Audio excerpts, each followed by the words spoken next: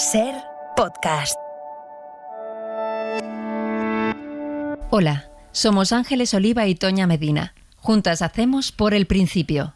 En este episodio, Roberto Berino recuerda cómo le hacían los zapatos a mano, los veranos jugando en las viñas de sus abuelos y cómo le marcó el personaje de Viriato.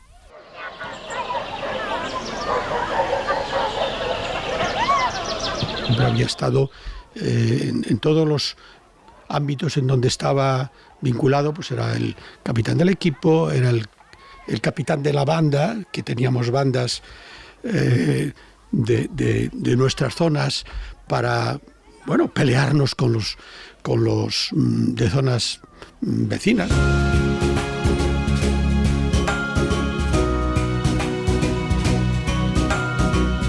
Ese niño que apuntaba maneras de líder es Roberto Berino, un diseñador con 40 años de trayectoria que decidió instalar su fábrica en su pueblo, Verín, en Orense, y cambiar su apellido para llevar el de su pueblo por el mundo.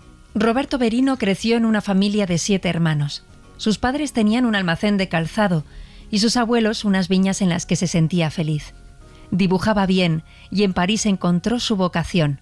Es una historia que merece ser contada empezando por el principio. Por el principio. Por el principio. Por el principio.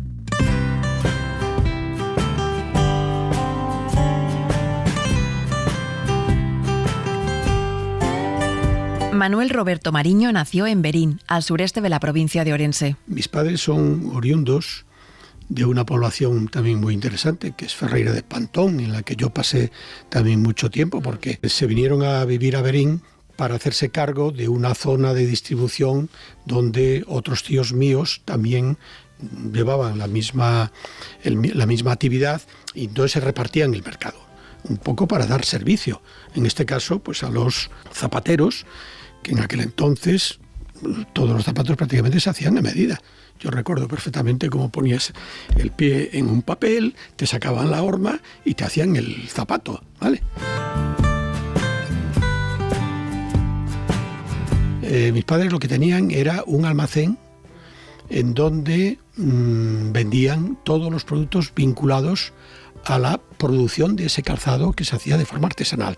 Pues desde la parte exterior del calzado, las gomas, las suelas, los contrafuertes que se llamaban, en fin, todos los elementos que de alguna manera contribuyen a hacer un zapato.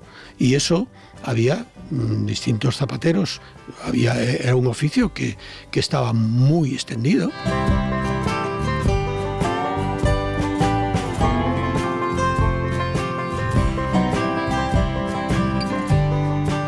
Hasta el siglo XIX, la fabricación de calzado era una artesanía tradicional, pero a finales de siglo el proceso se había mecanizado casi por completo y la producción se realizaba en grandes fábricas. Aún así, entrado el siglo XX, era común en muchos lugares en España seguir haciendo los zapatos a mano, para cada persona. El zapatero medía los pies y recortaba los cueros superiores según el tamaño, los ajustaba y los cosía. Después se ensamblaba la suela, que tenía unas suelas internas de cuero suave y otras externas de textura más firme, y unos elevadores para los talones. Luego, con la horma de madera se formaba el zapato, se aseguraba la parte superior de cuero a la suela con tachuelas y se martillaba. Después había que raspar, alisar, ennegrecer y pulir. Los primeros pasos hacia la mecanización del calzado los dio un ingeniero durante las guerras napoleónicas, que desarrolló maquinaria para la producción masiva de botas para los soldados del ejército británico. Al acabar la guerra, la mano de obra se volvió muy barata.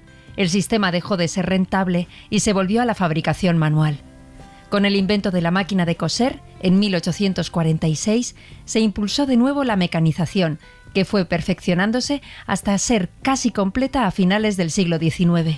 Los zapateros tradicionales que crean zapatos personalizados todavía existen hoy, especialmente en las partes más pobres del mundo. Por otra parte, el consumo de lujo ha hecho que resurjan zapateros que fabrican calzado a mano a precios desorbitados. Y había zapateros en Verín y en todas las poblaciones, desde Verín prácticamente hasta Puebla de Sanabria, que era el Puebla de Sanabria o Viana do Bolo, que era el territorio asignado a la venta en este caso de mis padres, porque había que, insisto, dar ese servicio a tanta gente y eso, bueno, pues parece que no, pero era una actividad muy, muy importante e interesante.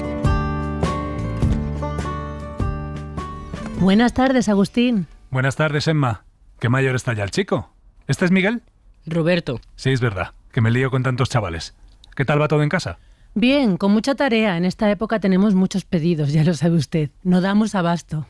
¿No les faltan ayudantes en casa? Eso sí, tenemos a todos los chiquillos ayudando. Y aún así, ayer me acosté a las tantas. Aquí estamos igual. Se nota que llega el frío. Pues a eso venimos, a hacerle unas botas nuevas a Roberto, que ya no le valen las del hermano. Pues en un momento lo hacemos. A ver, chaval, quítate los calcetines. Anda, ven que te ayudo. Que no, mamá. Y que puedo solo. Pon un pie aquí, así. A ver, ponte recto. Estira los dedos bien. Me hace cosquillas. Ya está. Venga, ahora el otro pie, que enseguida estamos.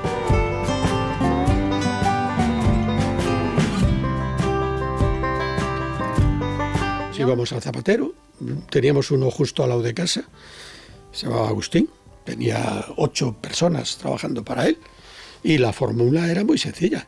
Te hacían poner el pie en un papel blanco y con un bolígrafo te sacaban, digamos, el molde de tu pie, tanto el izquierdo como el derecho.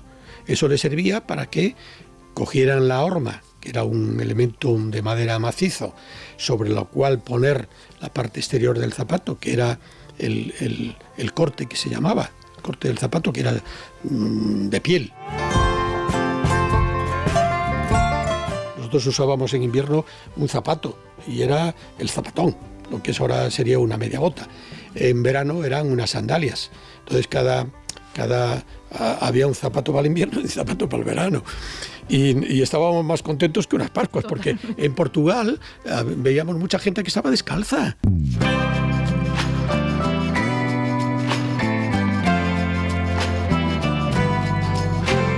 Verín es la villa central de la comarca del Valle de Monterrey, cerca de la frontera con Portugal. El pueblo está coronado por el Castillo de Monterrey, el más grande de Galicia. Al estar tan cerca de Portugal, al menos nos ocurría una cosa que las personas inquietas, como era mi caso, nos llenaban de preguntas, ¿no? Porque teníamos una vinculación muy cercana con las, digamos, personas de Portugal con las que teníamos buena relación, porque al final la frontera está a menos de 17 kilómetros. La población más importante, que es Chaves, está realmente a 25, con la que manteníamos muy buena relación, hasta el punto de que hacíamos competiciones de fútbol que, como bien podéis imaginar, eran internacionales. A mí me hacía mucha gracia, ¿no?, que nosotros no fuéramos orgullosos de ser gallegos y españoles, mientras que los portugueses sí lo eran. Y eso te hacía cuestionarte el por qué. ¿Por qué no somos orgullosos de lo nuestro? ¿Por qué no queremos defender el lugar de origen? ¿Por qué? Si por otro lado es súper, yo creo que es súper motivador lo que eso significa.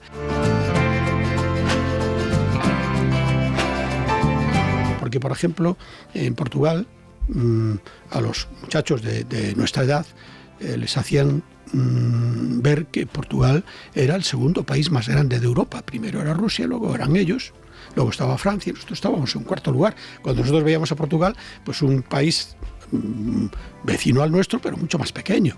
¿Qué pasaba? Que ellos también tenían su razón. En aquel entonces todavía tenían Angola, Mozambique, todas las posesiones que las perdieron a partir de unos años más tarde, configuraban un país de lo que se sentían súper orgullosos. Y aquello a nosotros nos hacía cuestionar por qué no tenemos las mismas doctrinas.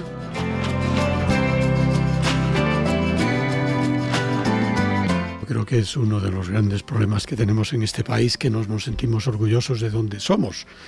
Y eso nos quita, pues, una enorme capacidad de autoestima, que a mí me parece importante.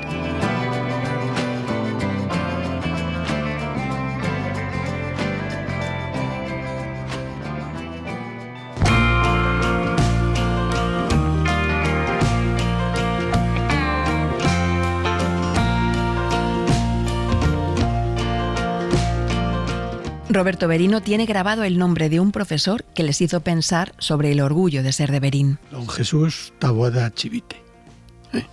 Era un profesor de historia, de filosofía, en fin, en una academia, porque nosotros lo que era la fase de estudio, primero tuvimos una primeras clases en un colegio que eran hermanas de este señor, doña Encarna y doña Maruja, donde empezamos, pues supongo que teníamos 5 o 6 años. Los recuerdos que tengo de aquellos son muy vagos, niños y niñas, pero bueno, allí aprendíamos cantando y jugando, porque realmente no había mucho más. Luego pasamos al colegio de los hermanos de las escuelas cristianas. Afortunadamente había un buen colegio con pues una vinculación religiosa grande, pero bueno, eran muy buenos profesores y a nosotros nos transmitieron pues también muchos valores que sin duda hoy nos sirven para ser un poco lo que somos. Que la academia, donde luego yo me encuentro con ese maestro, porque más que un profesor era realmente un maestro de la vida, que nos hacía entender que teníamos que ser absolutamente orgullosos de ser de Berín, porque en Berín había nacido Viriato. Y esto él lo defendía de una manera muy sencilla. En aquel entonces él nos decía que a los personajes en la época de los romanos se les conocía o se les ponía el nombre en función del lugar donde habían nacido. Entonces él decía Viriato in Viria natus. Antiguamente Berín se llamaba Viria, de hecho el escudo de nuestra población todavía así se mantiene, Viria. Y él decía, es que no hay argumento más potente y más rotundo que el de que su nombre estuviera vinculado a su lugar de nacimiento.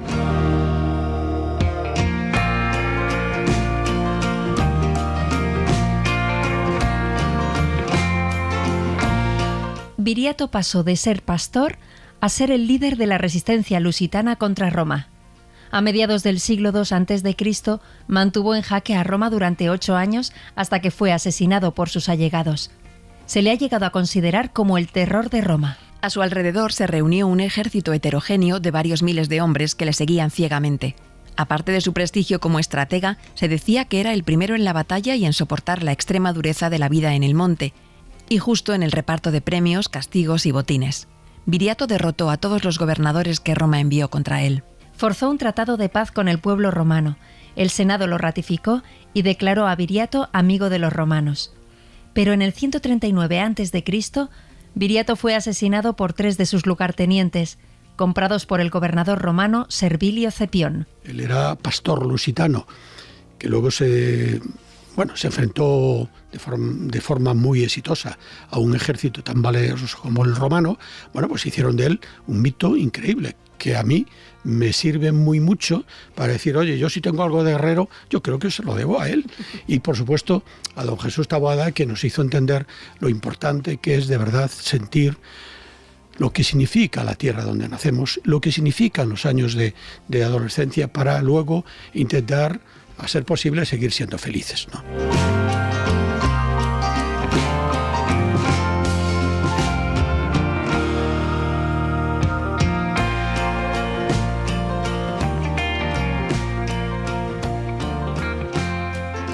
Por el principio, Roberto Berino, Cadena SER.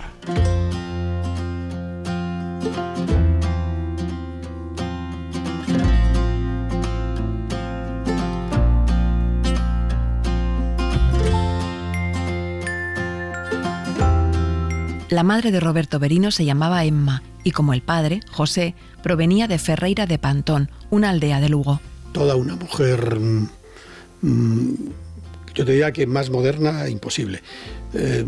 Entusiasta de la vida, capaz de buscar siempre lo mejor para todos, defensora de lo que a mí me parece que me quedó muy arraigado, ¿no? Que es que cuando tú buscas el bien general, todos salimos beneficiados. Entonces, mi madre, que además de 7 hijos fue capaz de estar colaborando estrechamente con mi padre para sacar adelante la familia. Ella era, de las que se multiplican con la intención de que tuviéramos lo mejor siempre. Pero lo mejor no era tener más, sino tener lo que de verdad entendían que valía la pena. Hola, mamá. Hola Roberto, ¿qué tal en el colegio? Muy bien. Don Jesús nos ha estado hablando de Viriato. ¿De Viriato? Sí, un guerrero que luchó contra los romanos y les ganó. Hola, hijo. ¿Qué cuentas de los romanos? Viriato, que ganó a los ejércitos romanos, les hacía emboscadas increíbles y siempre ganaba, papá. Pero ese no era portugués. Que no, que don Jesús nos lo ha explicado. Era de Berín. Por eso se llamaba Viriato, Berín, Viriato. La gente no lo sabe, pero era del pueblo. Pues mira lo que acabamos de aprender. Anda, cómete el bocadillo que hay mucho que hacer. Yo he terminado con las anilinas ya. Hay que preparar los pedidos de Pola de Sanabria. Han pedido gomas y contrafuertes como para un regimiento. Tengo que hacer deberes de historia. Bueno, cuando acabes con los pedidos, los haces. Te va a dar tiempo a todo, ya verás. Vale. Venga, come un poquito de queso y vas con tus hermanos, que enseguida acabáis.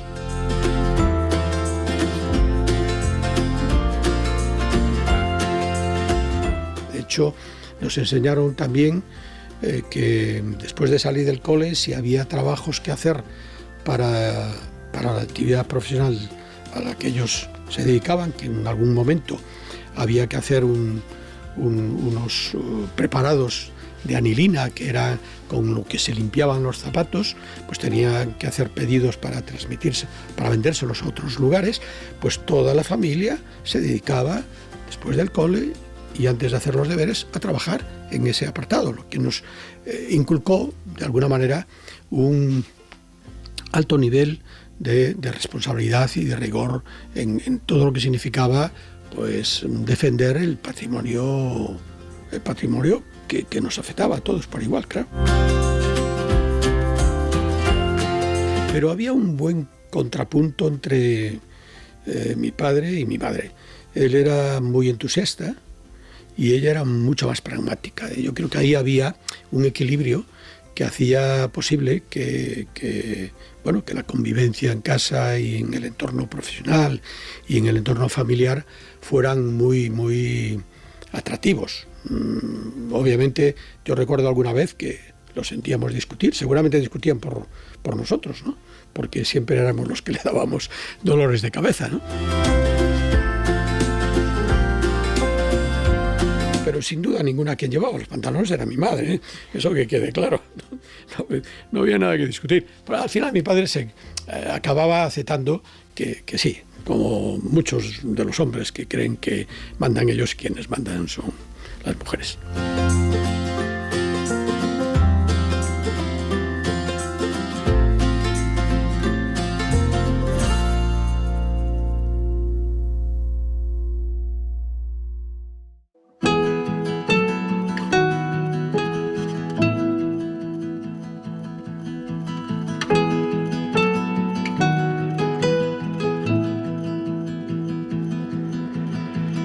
Además de su madre, a Roberto Berino le marcó muchísimo su abuela materna, Aurora.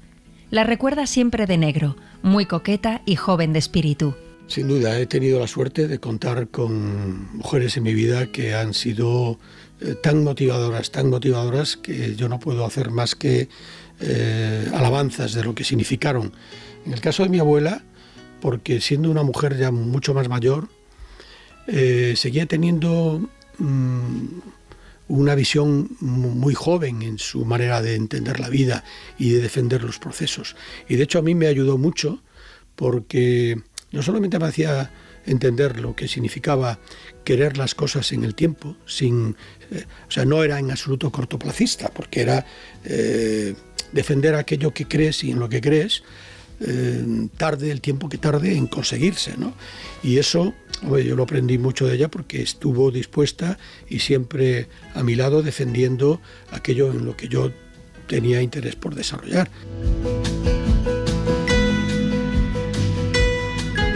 Y ella no lo iba a poder ver realizado porque se murió con 98 años, afortunadamente llena de salud y de conocimiento, pero era imposible que ella pudiera visionar cosas que tardarían 10, 15 o 20 años más. Pero ella ponía las mismas ganas y el mismo entusiasmo y la misma predisposición. Y eso para mí era una fuente inagotable de energía.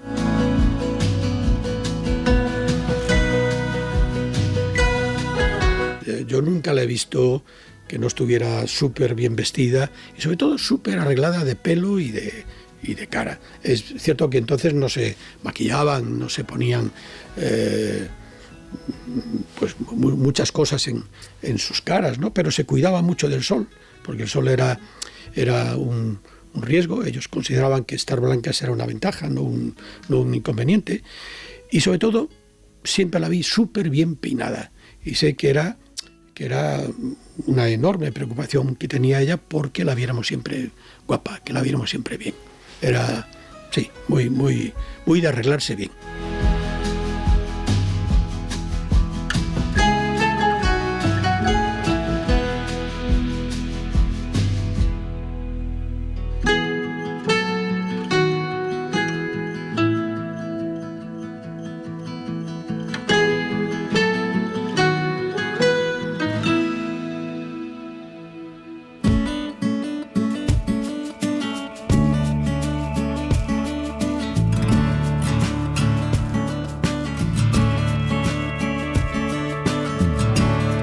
Roberto Berino y sus amigos del pueblo vivían en la zona de la Merced.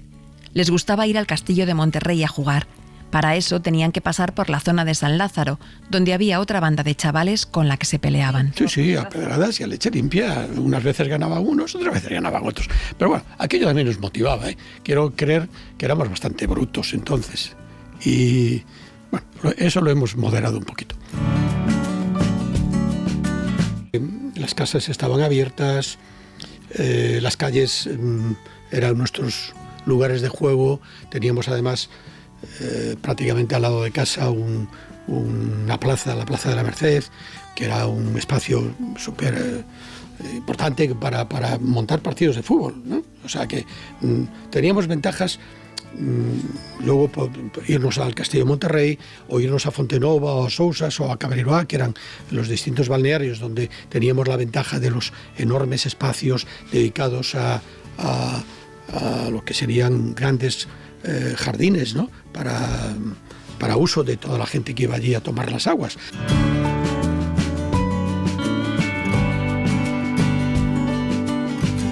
Orense es una zona de aguas termales. La composición granítica del suelo hace que esté lleno de fracturas por donde se filtra el agua de la lluvia hasta varios kilómetros de profundidad. Allí abajo se calienta el agua que luego, al manar a la superficie por juegos de presiones, va adquiriendo las propiedades minerales de estas rocas. El termalismo en Orense tiene más de 2000 años de historia y comienza en los manantiales de Asburgas, cuando los primeros pobladores romanos establecieron un asentamiento para aprovechar la propiedad de las aguas de los manantiales que emanaban a más de 60 grados y que siguen fluyendo en la actualidad. Porque en aquel entonces había una costumbre de veranear para ir a tomar las aguas.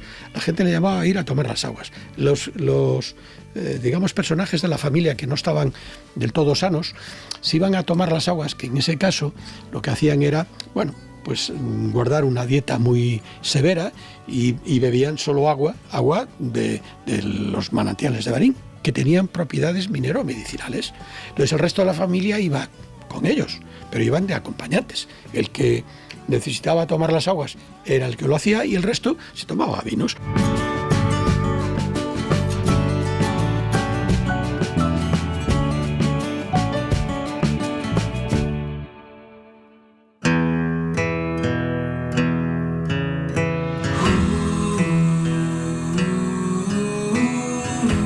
Roberto Berino era el tercero de 7 hermanos. Mi familia era una familia modesta, que tenía que trabajar para sacar adelante la familia, pero 4 hermanos teniendo que estudiar fuera de Berín, pagando pensión, pagando colegios, era un esfuerzo muy notorio, y aquello a mí me parecía que era una prueba de lo que nuestros padres nos querían, en el sentido de que entendían que la educación era lo mejor que nos podían ofrecer. Y aparte yo siempre le escuché eso a mi abuela, ¿no? Todo lo que todo lo que podáis aprender, hacer lo que sea por ello, porque nunca os lo podrá quitar nadie. Había una cierta diferencia. Los dos mayores como que estaban muy, muy unidos y muy cercanos. Luego había una diferencia de edad que pasaba a mí, y luego mis dos hermanos siguientes, uno es varón, que es Miguel, y luego mi hermana Marienna, que es la única mujer de todos los 7. Mi hermano Miguel no quiso estudiar. Él no tenía vocación, decía que para él que conseguir trabajando en el negocio de nuestros padres, que ya estaba contento y que no quería. Por lo tanto, era mi hermana la que sí se sumó a los 3 primeros, y éramos 4, claro. El siguiente, que era Fernando, se murió con 5 años, y luego se quedó el pequeño, que también se fue a estudiar.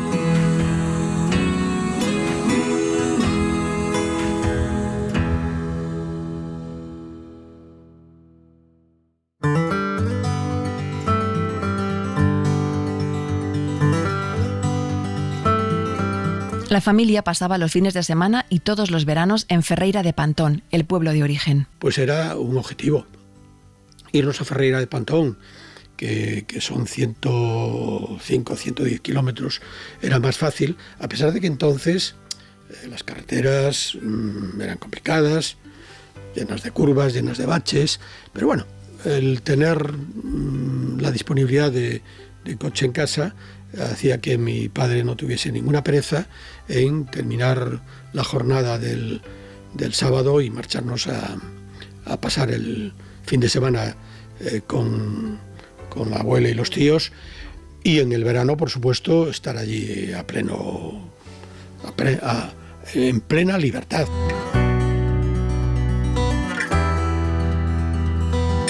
¿Qué pasaba en verano? Una vez que terminábamos el colegio, en casa de mis abuelos, que además mi madre de 4 hermanos, la mayor ella, el resto todos se quedaron solteros, pero quizá porque se quedaron para ayudar a mi madre también a cuidarnos a nosotros.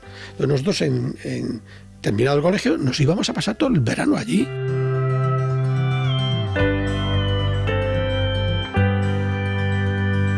Ferreira de Pantón forma parte de ese mágico lugar que se llama la Ribeira Sacra, que tiene en estos momentos un protagonismo muy importante desde el punto de vista no solamente del vino, sino de todos los monasterios y todo lo que significó haber creado en la Edad Media allí unos lugares privilegiados.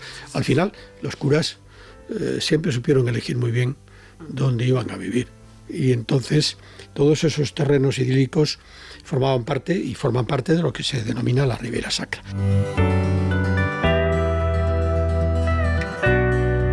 Mis abuelos, uno de sus modus vivendi estaba en la venta del vino que hacían, y que las viñas estaban pues alejadas 4 kilómetros, 5 de casa, de manera que cuando había que ir a trabajar la viña era como una excursión, porque había que ir, llevar la comida, y nosotros colaborábamos con mis tías también, porque había que llevar todo, cacharros, había que llevarlo todo.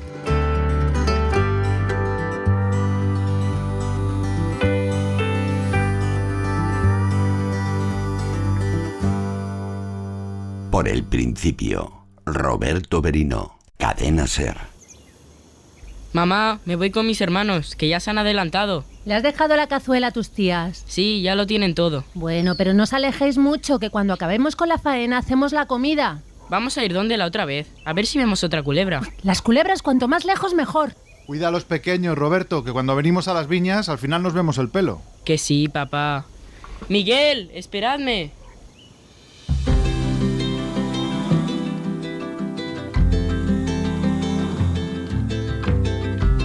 Caminaban cerca de 1 hora, y eso era una ilusión para los niños, que tenían allí un lugar idílico donde jugar, entre las casetas donde se guardaban los aperos de labranza.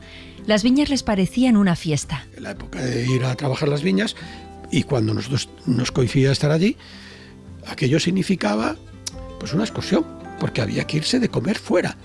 y comer fuera pues ya era un atractivo, ¿no? Y mientras ellos trabajaban las viñas, pues nosotros descubríamos historias, pues íbamos a los pájaros, íbamos a ver si encontrábamos, pues no sé, lagartijas o culebras. No, parados no estábamos, ¿eh?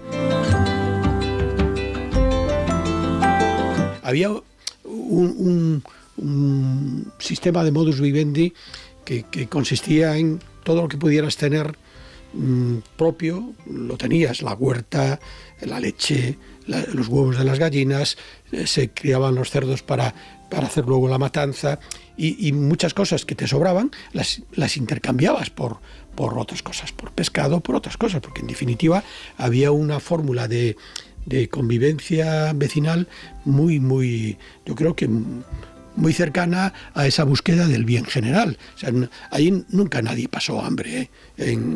En todo lo que es la Galicia rural se habrá vivido con más lujo o menos, pero hambre jamás se tuvo.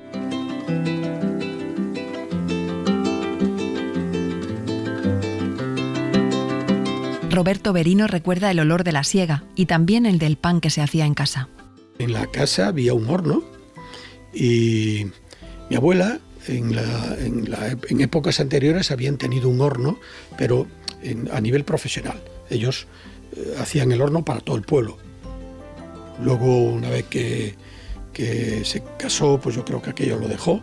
Bueno, durante la guerra todavía lo tuvieron, que fue también una gran ventaja, porque yo recuerdo que mi madre nos decía que sus vestidos estaban hechos con los tejidos, o sea, con los sacos de la harina.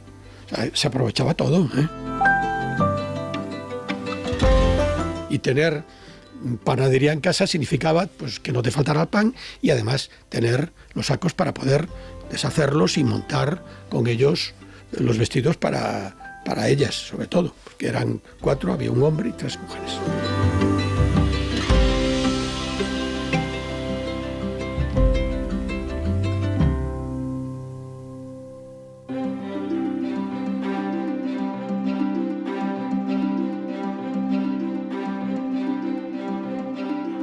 La casa era una casa enorme, había sido un antiguo pazo, teníamos unas fincas cerradas donde había pues el espacio para almacenar el agua para regar. Allí aprendimos a nadar, el río prácticamente al lado.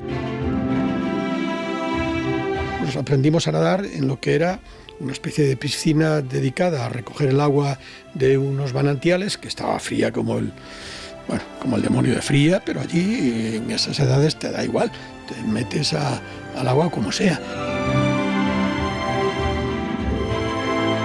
En el pueblo durante los veranos había comidas y cenas colectivas para 30 o 35 personas en las que se abrían las latas de sardinas que sabían a gloria. Porque había mucha capacidad de empatizar y sobre todo de compartir. Compartíamos todos los momentos que pudiéramos permitirlo. Sobre todo mis tías, mi madre, las primas de mi madre aprovechaban cualquier situación para que nos reuniéramos. Y cada reunión era una fiesta.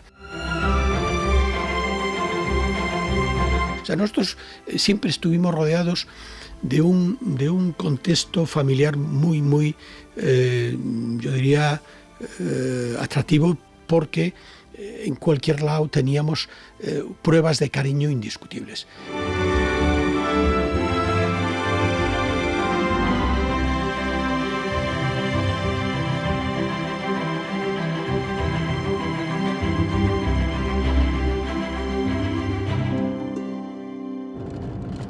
¿Cuándo llegamos?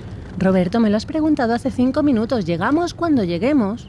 Esa no es una respuesta. Yo quiero llegar ya. Pues hay que tener paciencia, que todavía nos queda camino. ¿Por qué no te duermes como tus hermanos? No tengo sueño. Estoy muy nervioso por llegar al mar. Tranquilo, cielo, en 1 hora más llegamos y ya verás qué bonito es. No hay nada igual. ¿Es más grande que las viñas de los abuelos? Uy, muchísimo más. Ya te conté que el mar es tan grande que la vista no alcanza a ver el final. Es infinito. ¿Infinito como el universo? Pues casi, cariño. Es enorme y lo mejor es el color, porque a veces es azul y otras veces es casi verde. Eso no puede ser. Las cosas no cambian de color, solo los camaleones, que lo he visto en el libro de naturales. Eso es porque no has visto el mar aún. Ya verás. Vale, pero ¿cuándo llegamos? Un verano sus padres llevaron a los hijos a conocer el mar. Fue en la playa de la Lanzada, en la ría de Pontevedra. Mi padre había podido conseguir comprar un coche, era un Citroën, un 11 ligero, era un cochazo, pero un cochazo que tenía de entonces. O sea, cuando él consiguió comprar ese coche ya venía súper rodado. Creo que tenía 14 años cuando lo consiguió, o sea que imagínate. Pero bueno, para nosotros nos parecía que estaba nuevo, y estaba nuevo. De hecho, yo acabé rompiéndolo después de muchos años. Y esa excursión a la Lanzada fue una excursión inolvidable, porque el mar, que parece que está tan cerca y sin embargo no lo habíamos podido ver nunca más, o sea, hasta entonces no lo habíamos podido ver. Lo del mar fue otra cosa, que en este caso, bueno, pues nos hizo ver también algo que a mí me impactó muchísimo, y el color verde del agua de la Lanzada.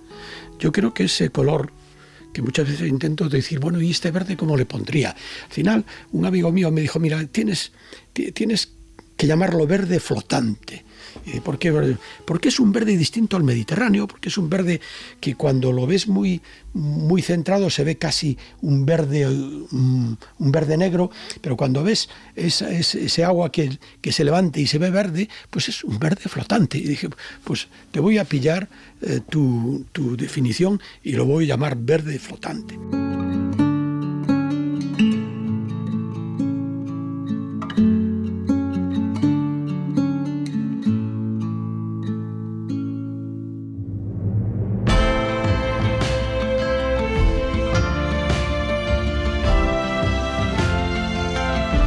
Roberto se apellida Mariño y para él ese apellido está ligado a la historia de las sirenas. A los mariños nos llamaban hijos del mar, porque eran los hijos que tenían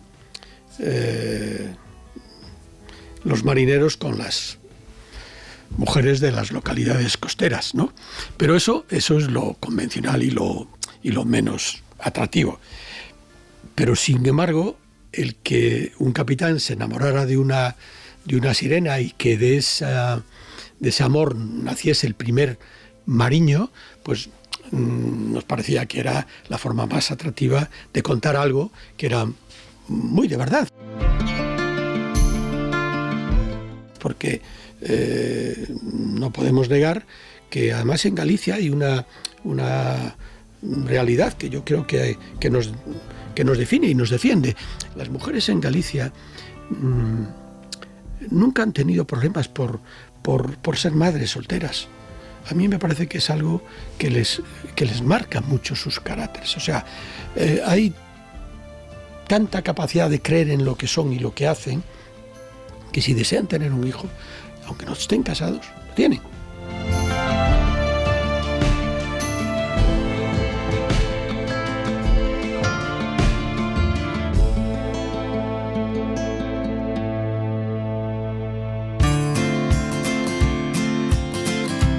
Yo fui a estudiar a Orense, en aquel entonces fui a estudiar el peritaje mercantil. Ya sabes que normalmente cuando uno no tiene muy claro la vocación para lo que puede estudiar, te dejas aconsejar por los familiares que tienen pues quizá más conocimiento, y a mí me habían dicho que yo me tenía que parecer a mi bisabuelo, que había sido un hombre muy emprendedor, y me parecía que veían en mí pues dotes de cierta jefatura, ¿no? Bueno, y por eso me aconsejaron hacer peritaje mercantil. Y lo hice, claro, lo hice. Lo que pasa es que uno hace lo que le mandan y luego se inclina por lo que le acaba gustando más. Y esa es un poco la razón del porqué de mi realidad, porque yo después sí que entendía que yo necesitaba otro mundo, ¿no? Necesitaba otro ámbito, no me conformaba con lo que allí había. Y eso también tiene mucho que ver el por qué o cómo yo me cuestionaba que lo que nos ponían, lo que nos enseñaban en el colegio de los hermanos o incluso en la academia, que no correspondía con la realidad vista desde una visión más objetiva. Durante la época que estudiaba peritaje conseguí hacerme con una beca, que aunque era poco el dinero que nos daban, para mí era muy gratificante llegar a casa con el dinero de la beca y entregárselo a mis padres. Porque me parecía que era una prueba de que yo también entendía el esfuerzo que hacían, y la beca no era para que yo me la gastara, era para ayudar a mi coste familiar.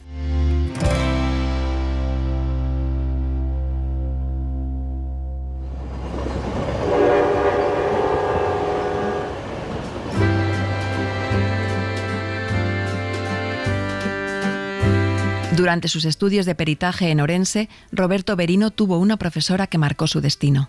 Había tenido la suerte de haberme encontrado con una profesora de francés en la última fase de mi carrera, donde estaba parando en una pensión, la pensión de Doña Mina, y esta mujer pues me hablaba maravillas de París.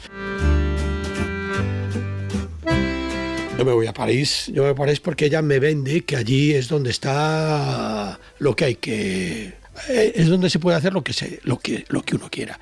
Entonces yo me voy con la intención de estudiar Bellas Artes, pero claro, en aquel entonces no había, como es ahora que hay convenios entre los colegios o las universidades para que puedas estudiar con los programas Erasmus, en fin, con becas de ir a la universidad en Francia significaba tener que pasar antes por un montón de sacrificios, entre ellos el que tuvieras que prepararte en una escuela preparatoria que tenían que darte la conformidad como que estabas en condiciones de poder optar a un curso académico universitario. Entonces tenía que buscarme la manera de que París no significara un esfuerzo más para mis padres. Entonces yo me busqué la vida y estuve buscando distintos trabajos. Hice de todo, te puedes imaginar. No tenía ninguna pereza en hacer lo que hiciera, desde ir de Les Halles a descargar camiones por las noches a lo que hiciera. Tuve la gran suerte de que un momento determinado, como en aquel entonces el prêt-à-porter se está de alguna forma poniendo en valor en Francia, había una gran demanda en las escuelas de gente que pudiese dedicarse a hacer dibujos.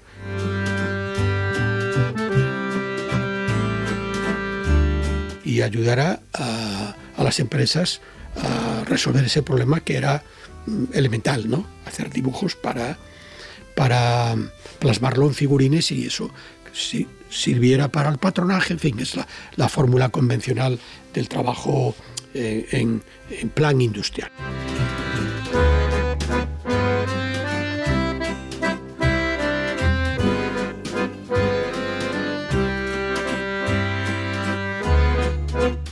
En la década de los 50 se produjo una gran revolución en la moda a nivel internacional. En plena posguerra europea, pocos clientes se podían permitir un diseño a medida, y la alta costura, sin llegar a desaparecer, fue poco a poco desplazada por el prêt-à-porter. El término prêt-à-porter fue acuñado por el diseñador de moda italiano Pierre Cardin. Literalmente significa listo para llevar. Las prendas dejaban de hacerse a medida y se hacían en serie con patrones en función de la demanda. Se inició así un periodo de democratización de la moda. Las prendas se empezaron a fabricar a gran escala y la ropa de diseño y bien confeccionada alcanzó a otros estratos sociales. Para ese trabajo hacían falta dibujantes de figurines para hacer los patrones. Yo no fui muy buen estudiante, tengo que reconocerlo.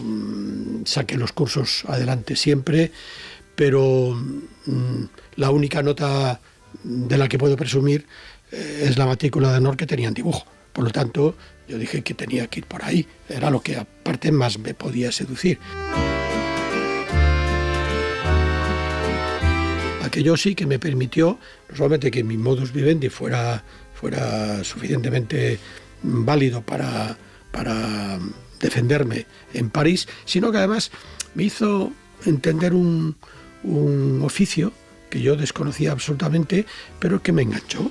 Me enganchó absolutamente, y hasta el punto de que yo desde entonces lo que decidí fue seguir adelante con la profesión de ser diseñador, de ser modisto, de conocer el oficio profundamente.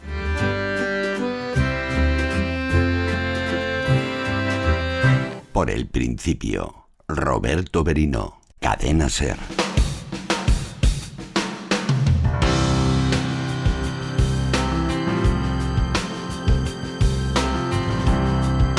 La misma empresa que le contrató como dibujante de figurines llamada Los Landsberg le ofreció desarrollar y vender en España una de sus marcas. Me ayudaron mucho los Landsberg, que así es como se llamaba esta gente, y me permitieron que una de sus marcas, que se llamaba Billy Bonnie, que era un nombre vinculado a esa película americana ¿cómo se llama? Del gángster que sonaba muy bien, y en consecuencia era el nombre que tenían para una de sus actividades que estaba vinculada al mundo femenino. Entonces, a mí me permitieron que yo me viniese con la responsabilidad de desarrollar Billy Bonnie en España, con la intención de que el mercado español, que tenía muchas limitaciones para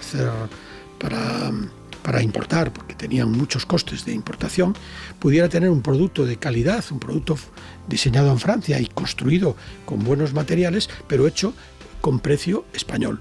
Aquello fue realmente una revolución, y a mí aquello me vino como anillo al dedo. No pudo haber sido más afortunada la experiencia. Y en consecuencia, bueno, pues yo estuve trabajando con los franceses un montón de años, hasta que llegó un momento que, la verdad, yo me sentía capacitado para ir un poco más adelante, ¿no? Ellos en su momento estaban a gusto con lo que hacían, ya les iba bien, ya les era súper rentable su actividad.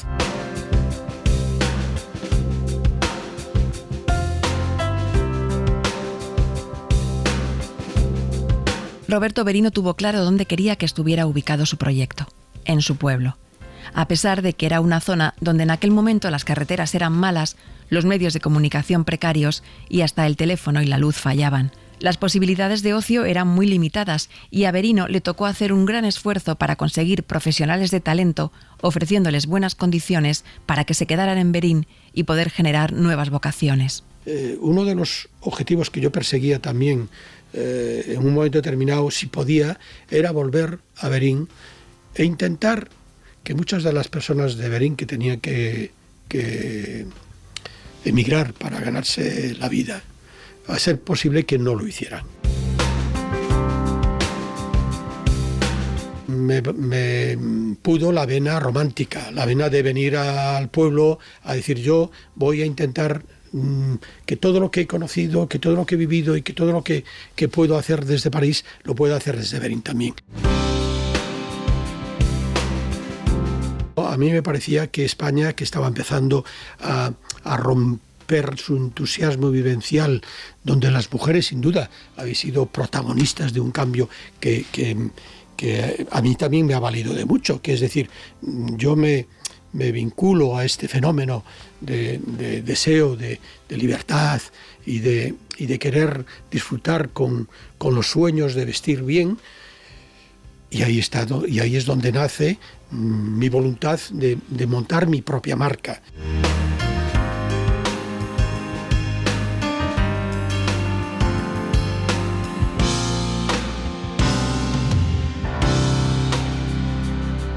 Y esa marca no fue la de su apellido, fue la de su pueblo. Cuando yo empecé a defender lo que iba a ser mi marca, yo preferí, en lugar de Mariño, que la ñ en el mundo anglosajón no se utiliza, entonces sería Marino o Marinó, dependiendo a mí en Francia me llamaban Marinó.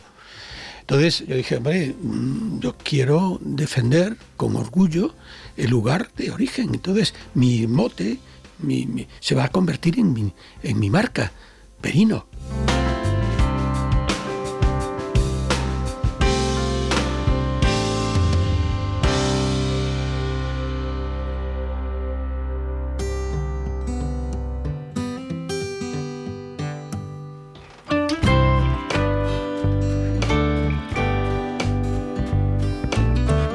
Roberto Berino sigue teniendo presente el niño que fue. Creo que sigo siendo el mismo niño, pero con con más conocimiento, porque yo sigo siendo un niño grande. Sigo creyendo mucho en las personas, sigo defendiendo la naturaleza, sigo pensando en que todo el mundo es bueno, sigo buscando sintonizar, sigo creyendo que todo puede mejorar, sigo convencido de que el mundo sería mucho mejor si todos fuéramos, pues de alguna manera, conscientes de lo que significa trabajar para el bien general, ¿no? Y ahí es un sentido de la responsabilidad, pero que yo quizá lo tenía desde ese momento en que entendía que mis padres hacían un enorme sacrificio por mantenernos a tantos fuera de casa estudiando, y que eso era lo mínimo que le podíamos de alguna forma ofrecer, ser responsables con los estudios y al mismo tiempo si podíamos contribuir a que no costáramos, sino todo, una parte de lo que eso significaba. Yo soy una persona entusiasta, y soy un soñador que busca llegar a sus objetivos con los pies en el suelo, por supuesto, pero nunca me rindo, y ahí la vena de Viriato me sale. No me conformo tampoco. A veces la gente me dice, ¿estarás satisfecho? Y digo, no, estoy contento, pero satisfecho jamás, porque cuando digas que estás satisfecho es que ya te queda muy poco por hacer. Por lo tanto, yo no esa palabra no la acepto.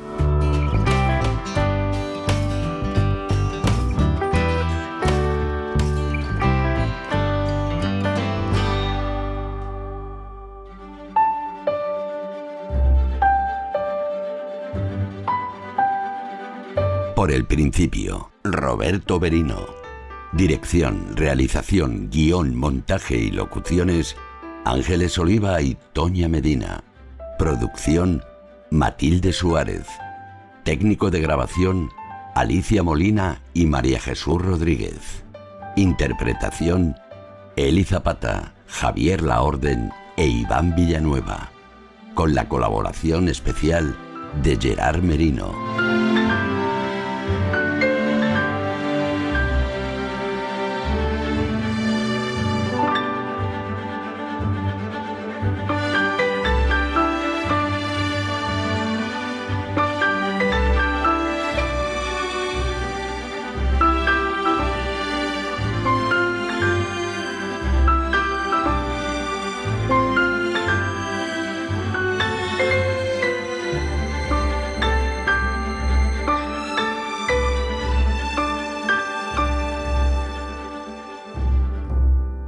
Suscríbete a Por el Principio. Todos los episodios y contenidos adicionales en la app de Cadena SER y en nuestros canales de Apple Podcast, Spotify, iVoox, Google Podcast y YouTube. Cadena SER. La radio.